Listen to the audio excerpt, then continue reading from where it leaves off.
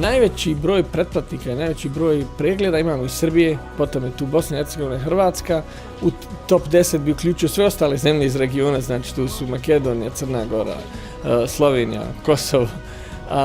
Također su tu i Amerika, Njemačka, Austrija i Švedska, koji su vjerojatno privlače dijasporu koja se nalazi u tim zemljama i mi smo stvarno zadovoljni. To pokazuje da smo mi dostigli taj neki svoj cilj i publiku koju smo htjeli da dostignemo, znači sa prostora bivše Jugoslavije. I drago nam je da i ljudi koji rade na tome, ne smijem zaboraviti stvarno naše kolege, oni su radili fenomenalan posao i drago mi je da je došlo ovo jedno od mnogih priznanja za Al Jazeera i za taj cijeli tim.